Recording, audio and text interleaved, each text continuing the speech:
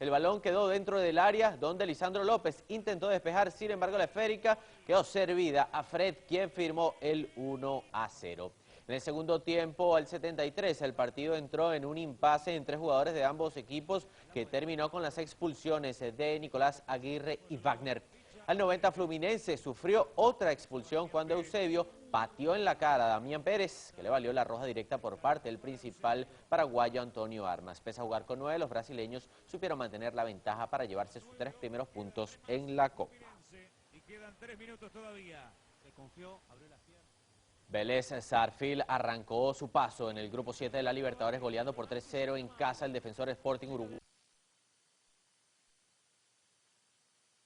uruguaya. David Ramírez recibió el rebote franco dentro para anotar el primer gol con un disparo muy ajustado al palo. El segundo a 10 del final, a balón parado, Vélez superó la saga de Defensor, que la pelota quedó muerta en el área chica, donde Mauro Óbolo anotó el segundo para los visitantes. 5 minutos después, el equipo de Ricardo Gareca cerró el partido con un golazo de Sebastián Domínguez de tiro libre, un remate preciso y potente que sirvió para rubricar el excelente trabajo de los argentinos. Sí, señor, la falla terrible. Chivas de Guadalajara y Deportivo Quito empataron a 1. También por el grupo 7, los ecuatorianos silenciaron el estadio OmniLife a los 8 con el tanto de Matías Alustiza, quien puso adelante al Quito con un remate pegado al poste izquierdo del arco defendido por Luis Mitchell. Cuando Quito celebraba los 3 puntos, Chivas rescató el empate por intermedio de Omar Arellano al segundo minuto del agregado. El balón pasó, la tiene el Venado, la tiene el Venado. En la agenda deportiva para hoy tenemos la sexta rodada del Campeonato Paulista en Brasil. En España se jugará la vuelta a las semifinales de la Copa del Rey entre Valencia y Barcelona en el Camp Nou, que definirá al segundo finalista. Por último, en el circuito de Jerez de la Frontera, también en España, siguen los entrenamientos de pretemporada en la Fórmula 1. Así finalizamos la información deportiva. Luis, regresamos contigo. Bien, muchísimas gracias a nuestro compañero Edgardo Arellano. Nosotros también finalizamos esta ronda informativa en Telesur Noticias y les recuerdo nuestro punto de encuentro para sugerencias y opiniones. Escriba, contáctenos @telesurtv.net. Soy Luis Francisco Blandón. Hasta una nueva oportunidad.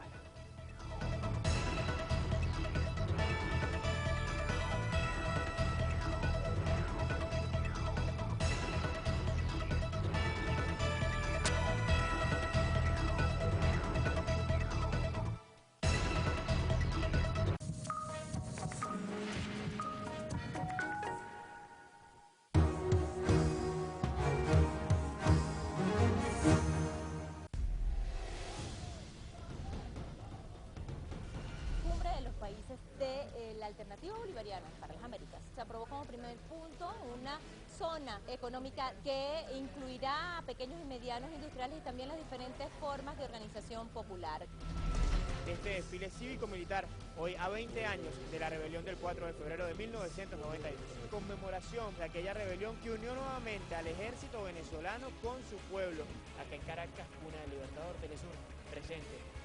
Sigue la negociación de una resolución sobre Siria. Rusia y China rechazan las duras posiciones expuestas para sacar del poder al presidente de Siria, Bashar al-Assad. Hisham Wanous, Telesur, Oriente Medio. La noticia del aplazamiento del operativo humanitario provocó de inmediato la reacción de los familiares de los retenidos. Exigieron acciones concretas que permitan la liberación. Angie Camacho, Telesur, Bogotá, Colombia. Que la presidenta Dilma esté 2 días aquí, sea recibida por el presidente Raúl Castro este martes, rinda homenaje al héroe nacional de Cuba, José Martí, conozca sobre la actualización del socialismo y revise la cooperación de su país con Cuba. Sigue en pie este campamento del movimiento de indignados. Porque estamos donde está la noticia. Telesur, la señal informativa de América Latina.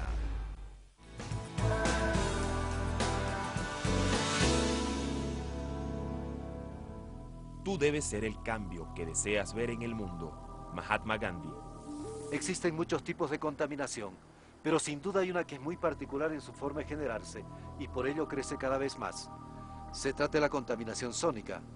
Abordaremos este tema hoy en Zona Verde. Bienvenidos. Uno de estos autobuses pueden generar 100 decibelios con el sonido de la corneta. Imaginemos a cientos de estos al unísono en un mismo lugar.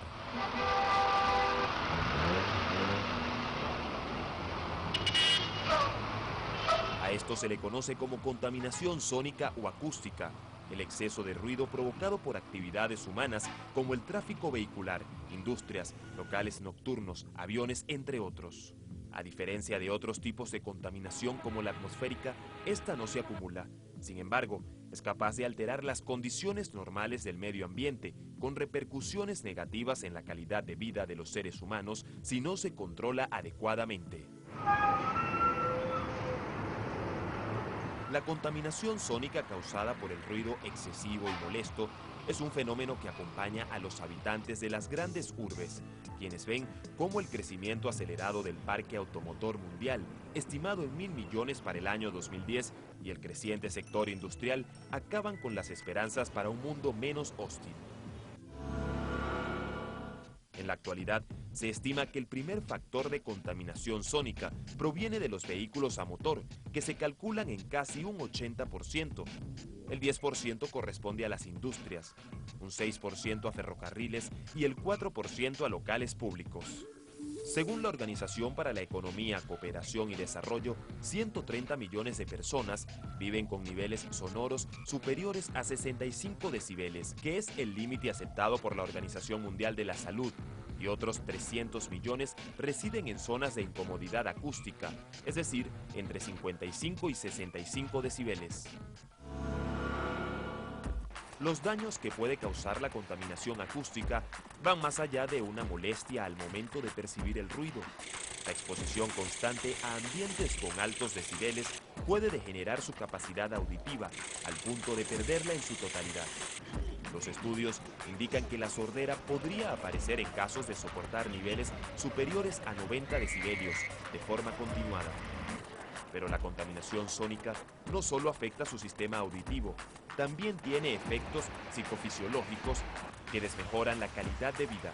Entre ellos destacan trastornos del sueño, pérdida de atención, dificultad de comunicación, afecciones cardiovasculares, retraso escolar, conductas agresivas, dificultad de convivencia, costes sanitarios, baja productividad y accidentes laborales. Para tener una idea de los efectos que causa la contaminación sónica, en el mundo se estima que 210.000 personas mueren al año por males cardíacos, atribuidos al ruido excesivo. Esta es una realidad que también viven los países latinoamericanos y caribeños, en donde existen regulaciones, pero aún sin la rigurosidad y aplicabilidad que exige la dimensión del problema. Para tener un ejemplo, en México, país con más de 110 millones de habitantes y donde existe la mayor contaminación visual y sonora del mundo, regula una ley que establece el máximo en 85 decibelios en sitios cerrados como restaurantes y salones de fiestas, pero no incluyen las fuentes móviles de sonido. En Buenos Aires existe una ley de ruidos desde 2004, que entró en vigencia 3 años después para regular los límites de contaminación auditiva generada por transportes pesados y otras fuentes de contaminación sonora. La norma establece 100,3 decibelios máximos para el motor y 94 para el tubo de escape en vehículos de más de 7 años. Y para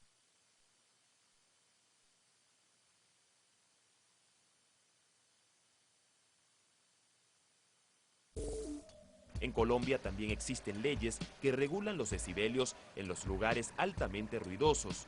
No obstante, estudios señalan que la falta de educación en el tema disminuye la efectividad de las leyes.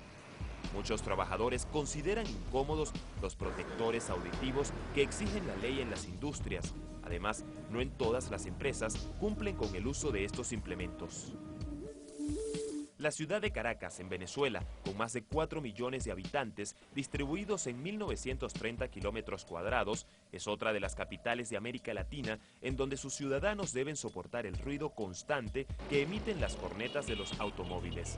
Se calcula que en la ciudad circulan a diario 1.800.000 vehículos, que no solo complican la circulación, sino que causan contaminación sónica. Para reducir la contaminación y sus efectos, los especialistas recomiendan protección auditiva personalizada. Esta consiste en el uso de tapones auditivos o conchas acústicas que tienen la capacidad de reducir el ruido en 20 decibelios. Es un elemento de gran utilidad para operarios y trabajadores de industrias ruidosas. materiales absorbentes. Su utilización consiste en ubicarlos en lugares estratégicos, de forma que puedan cumplir con su función, eliminando aquellos componentes de ruido que no deseamos escuchar. Los aislamientos. Estos se aplican en secciones industriales ruidosas. Su función básica es la de disipar la energía mecánica asociada con las vibraciones.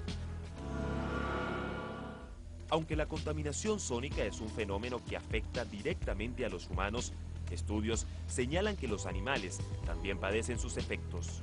Estudios publicados por la revista Trends in Ecology and Evolution señalan que los ruidos que se generan a diario por vehículos y otros factores contaminantes de ruido alteran el comportamiento animal, llegando a ser considerado una amenaza para la biodiversidad. Los especialistas recuerdan que algunos animales poseen sistemas auditivos superiores a los seres humanos y son capaces de percibir el sonido a largas distancias, como por ejemplo los murciélagos, quienes utilizan la audición para cazar. La contaminación sónica la generan las actividades humanas. La solución está en nuestras manos. Hagamos un uso responsable de aquellos elementos que emitan algún sonido para que no se conviertan en ruido. Hacemos nuestra primera pausa. Al regreso, el cambio climático sigue generando estragos.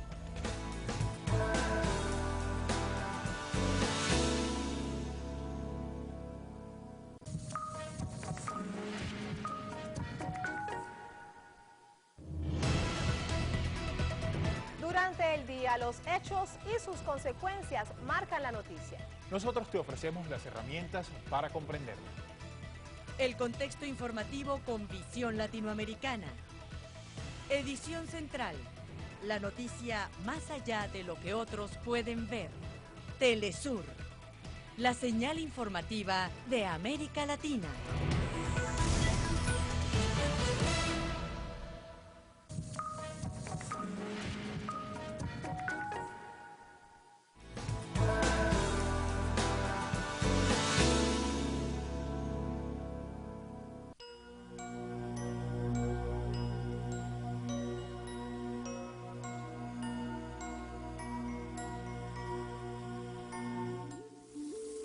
Bolivia es uno de los países más vulnerables al cambio climático. Una muestra de ello es el deshielo de sus montañas, aquellas que por mucho tiempo fueron una referencia para el mundo. Veamos. Situado en el centro oeste de América del Sur, Bolivia es el sexto territorio más extenso de América Latina. En esta tierra aborigen se encuentran la cordillera de los Andes, el altiplano, la Amazonía, el Pantanal y el Chaco, que le dan el privilegio de ser uno de los países con mayor diversidad biológica en el mundo. Pero con el progresivo aumento del calentamiento global, sus maravillas naturales están experimentando cambios. Esta es parte de la pista de esquí más alta del mundo, la del Nevado Chacaltaya, cerca a la ciudad de La Paz. Aquí las actividades están suspendidas desde hace una década por razones mayores. El glaciar ya ha desaparecido básicamente, pero bueno, por lo menos todavía podemos subir y disfrutar de la vista fantástica que tenemos en este lugar. Es un pecado que no tiene nieve ahora, pero es maravilloso. Es una experiencia muy bella a 5.400 metros aquí. El deshielo se produjo en la mitad de tiempo que los científicos pronosticaron. Queda menos del 2% de la masa original. Ahora solamente suben personas que quieren tener el orgullo de estar a más de 5.000 metros de una manera relativamente fácil sin tener que utilizar equipos especializados. El glaciar es un reservorio de agua dulce. La comunidad científica teme que la serie de eventos asociados al aumento de la temperatura y la contaminación produzcan quiebres irreversibles en el clima. Sería un cambio que no lo podemos prever tan fácilmente, pero que sería catastrófico, ¿no? Porque el problema del humano es, si no tiene periodo de adaptación, un tiempo para adaptarse a los cambios, va a tener muchos problemas, ¿no? Y las plantas y animales peor. En esta región hay más de 500 glaciares denominados tropicales que, a diferencia de otros del mundo, al mismo tiempo que reciben masa mediante la lluvia, la pierden. Más del 50% de los glaciares se encuentran bajo las condiciones de Chacaltaya. Así que el tamaño del glaciar, la baja altitud y las condiciones climáticas de hoy en día hacen favorable para que el glaciar disminuya de manera dramática, ¿no? El calentamiento global ya ha derretido más del 10% de los glaciares de la Cordillera Real. La Cordillera Real forma parte en un 20% de la continental Cordillera de los Andes. El calentamiento global está modificando nuestras maravillas naturales y también está cambiando los hábitos de vida de pueblos originarios, quienes se esfuerzan para aprovechar el deshielo para obtener agua. La Cordillera Real, por lo menos hasta ahora, es generosa con quienes viven a sus faldas. Casi todo el año les provee agua en abundancia, y con agua, buena parte de los problemas del campo están casi resueltos. Estos deshielos almacenan el agua a unas 5 lagunas. De las 5 lagunas solamente hay una sola represa, y esta represa actualmente alimenta a más de 22 comunidades. Pero el agua no solo se escurre entre las manos, también entre peñas y quebradas, sobre todo si los canales de riego son improvisados. Algunas comunidades de campesinos construyeron pequeños tramos de riego, otros dejan el asunto en manos de la naturaleza. Con este agua cuando seca, ya nuestros animales, nuestros forrajes, por ejemplo, alfa y avena, todo eso para regarlo, para nuestros pastales, le falta. Batallas es la capital de un municipio cercano a la ciudad de La Paz, a casi 4.000 metros sobre el nivel del mar. Tiene abundante agua, pero la gran mayoría de los 25.000 habitantes del pueblo y otro tanto del área rural no la disfrutan. Los gobiernos, autoridades han apostado tal vez a pequeños proyectos, pero no ha satisfecho. Nosotros tenemos el Inimán y tenemos la empresa Caracota, Taipichaca, pero nuestros hermanos no toman agua potable. No tenemos un riego así manejable. Batallas es uno de los 327 municipios que se beneficia con $300.000 de un programa nacional para ejecutar proyectos de riego y agua potable. La iniciativa estatal promueve el buen manejo de este recurso escaso y la soberanía alimentaria. Ahora nos vamos a Chile, otro de los países de Latinoamérica que es considerado vulnerable al cambio climático. La disminución de la capa de ozono es uno de los mayores problemas. Temperaturas extremas, un aumento en los niveles de contaminación, inundaciones en algunos lugares y sequías en otros, son los efectos del cambio climático. En Chile, los cultivos de la zona centro y la salud de las personas peligran ante la disminución de la capa de ozono de la estratosfera. Recientes estudios demuestran que mientras baja la temperatura en el Ártico, aumenta el agujero en la capa de ozono. El cáncer a la piel, enfermedades respiratorias y cardíacas son algunos de los males que aumentan por este fenómeno. La radiación ultravioleta se asocia a daños oculares, por ejemplo cataratas, un mayor incremento del cáncer, y de hecho la Organización Mundial de la Salud prevé que en los próximos 20-30 años el incremento de cáncer a la piel va a ser muy importante, sobre todo en las zonas de mayor exposición ultravioleta. La Convención de la ONU sobre Cambio Climático de 1992 determinó 9 características para que un país se califique como vulnerable. Según esto, Chile es un país vulnerable social y ambientalmente. Es un desafío de innovación, de encontrar materiales que resistan estos cambios de temperatura que no tenemos mucho en Chile y que sean acorde a las condiciones económicas de la gente. Para algunos investigadores, el calentamiento global trasciende los límites ambientales. Hoy es un problema político mundial y en el debate Chile se posiciona junto a los países en vías de desarrollo. Es demandar condiciones justas y equitativas, ¿no es cierto?, para poder resolver este problema que estamos claros que afecta a todo el planeta, pero no todos somos igualmente responsables y no todos tenemos las mismas condiciones para enfrentar la crisis.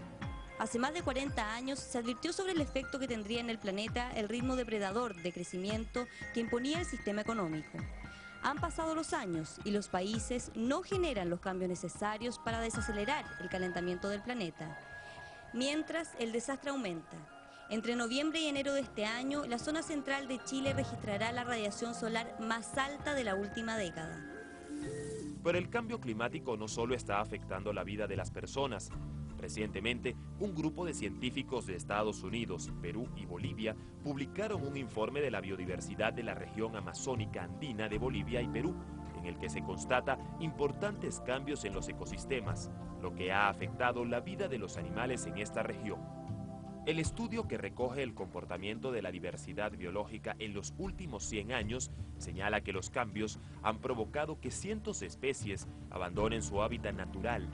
Los científicos destacaron que existen 226 especies endémicas que no cuentan con protección y aproximadamente la mitad de los sistemas ecológicos tienen un 10% o menos de su rango de distribución bajo protección. Sociedades ecologistas han mostrado preocupación por los cambios que ha sufrido esta región. Coinciden en señalar que actividades humanas como la minería y la explotación son otros de los factores que deterioran la biodiversidad.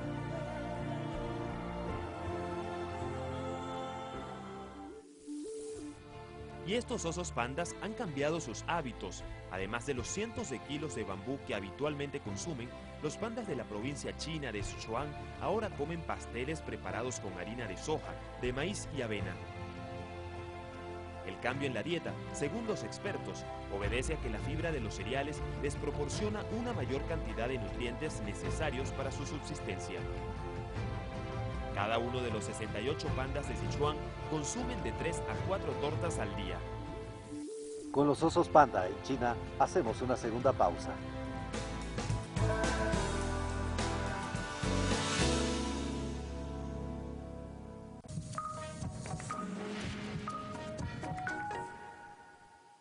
Luego de la muerte del poeta uruguayo Mario Benedetti, el pueblo uruguayo salió a la calle a despedirlo y ahí estuvo Telesur acompañando toda esa multitud que recorrió las principales calles de la capital, Montevideo. También el primer testimonio del mejor amigo de la etapa de Benedetti como poeta, como escritor y también como militante político. Eduardo Galeano dio su primer despedida a Mario Benedetti en la pantalla latinoamericana de Telesur.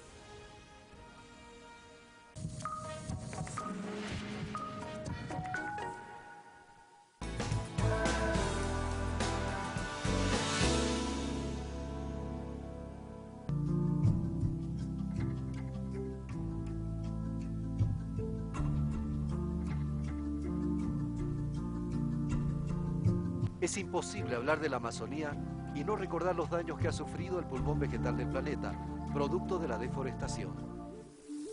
La Amazonía comprende 6 billones de kilómetros cuadrados distribuidos en 9 países de América del Sur, de los cuales Brasil y Perú poseen la mayor extensión.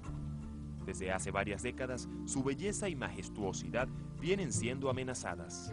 Según expertos en materia de conservación ambiental, de continuar el acelerado ritmo de deforestación, producto de la tala y quema indiscriminada con fines económicos, más de la mitad de sus bosques podría desaparecer para el año 2030.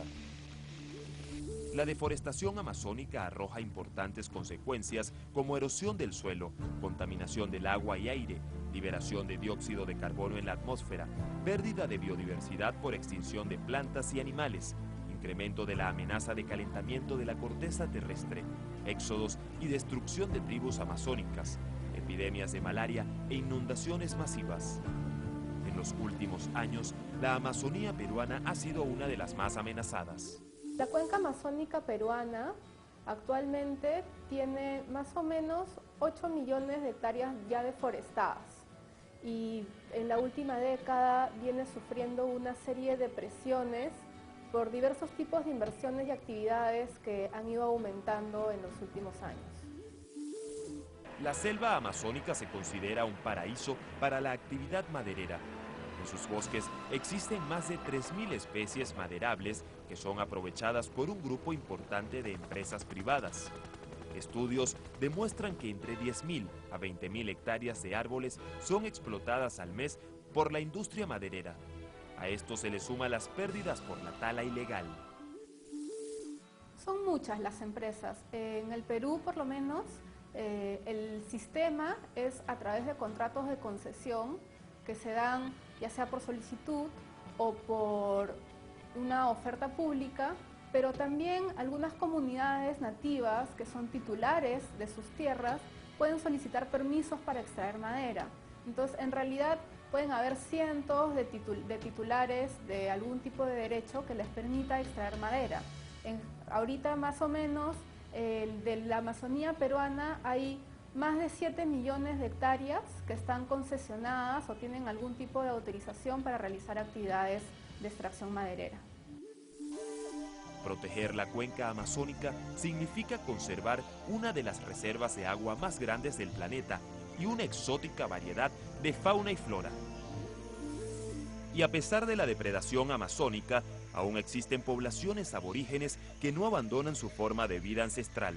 Una muestra de ello son estas fotografías de la ONG Survival International de una tribu Yanomami en el corazón de la Amazonía, que nunca ha tenido contacto con el mundo.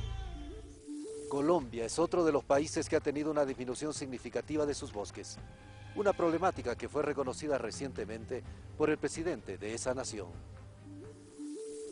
En la presentación de la política forestal del gobierno colombiano, el mandatario destacó que Colombia ha perdido 10% de sus bosques en los últimos 20 años. Según las cifras aportadas por Santos, en Colombia se ha talado 6 millones de hectáreas en las últimas 2 décadas.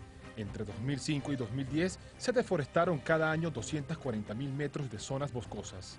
Los estudios demuestran que la tala indiscriminada es una de las causas de las intensas lluvias que azotó a Colombia el pasado año, que dejó como resultado un saldo de 185 fallecidos, 138 heridos, 22 desaparecidos y alrededor de 9.000 personas damnificadas, según datos de la Dirección General de Socorro Nacional de la Cruz Roja Colombiana. Además, la tala indiscriminada provoca erosión de los suelos y pérdida de la biodiversidad. Entre los aspectos resaltantes de la política forestal del gobierno colombiano destacan la implementación de una estrategia forestal para la lucha contra la minería ilegal y el combate al tráfico de madera. Colombia es uno de los países del mundo con mayor actividad minera que no solo siente los efectos de la minería ilegal, sino también de la practicada a gran escala por las transnacionales. Cambiamos de tema. Ahora nos vamos a México. Y es que ante la problemática que vive este país por la basura, surgen ideas para un mejor tratamiento de los desechos. Veamos. La capital mexicana genera cerca de 4.000 toneladas de residuos orgánicos diarios. Un problema que motiva a investigadores de la Universidad Autónoma Metropolitana a encontrar nuevas alternativas para sacarles provecho a los residuos. Investigadores en biotecnología de la Universidad Autónoma Metropolitana trabajan en alternativas para el manejo adecuado de unas 4.000 toneladas de basura orgánica que se generan a diario en el Distrito Federal. Eso ocupa un espacio, ya sea en un terreno o en el lugar que destine el municipio. Entonces, a partir de estos estudios, nosotros vemos que se degraden más rápido, que ese tiempo se disminuya para que el terreno pueda ser utilizado para otra cosa. 5 años les llevó la fabricación de este reactor biológico para la producción de composta.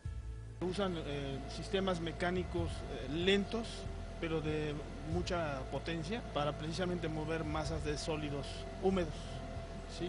En este caso van a favorecer el movimiento de la materia para que ésta se homogeneice y se tenga una descomposición más acelerada. En este prototipo se realizan las primeras pruebas. Para ello, se utilizan residuos de frutas, verduras y desechos de la poda de parques y jardines, los cuales se mezclan con papel reciclado y estiércol. Es la aplicación de las facultades que tienen los microorganismos para transformar los compuestos, para degradarlos, para reintegrarlos al ciclo. Este proceso, si fuera realizado naturalmente, tardaría meses. El objetivo es que el proceso de descomposición para obtener la composta ocurra en menos de 6 semanas. La composta es un producto del metabolismo de residuos sólidos orgánicos. En principio, la composta es algo que se puede usar como abono y que nos permite ayudar a que los suelos no se erosionen tan rápidamente, ¿no? La separación de la basura y el manejo óptimo de esta beneficia a toda la población. Se reduce la contaminación y se da solución a la falta de sitios adecuados para depositar los desechos que producen los más de 20 millones de capitalinos. Vayamos ahora hasta Filipinas, donde el ingenio de un hombre logró acabar con la oscuridad de cientos de hogares pobres. Veamos. Con una botella, agua purificada y cloro, Solar Demi ilumina los hogares de Maligaya, un pueblo de Filipinas. El proceso se basa en abrir un agujero en una parte del techo metálico, luego insertar la botella y aplicar sellador. Posteriormente, se le agrega el agua y luego el cloro. Finalmente se instala sobre el techo y se sella para evitar futuras filtraciones de agua. Al salir el sol, la botella refleja la luz en las casas. El ingenio de Demi acabó con la oscuridad de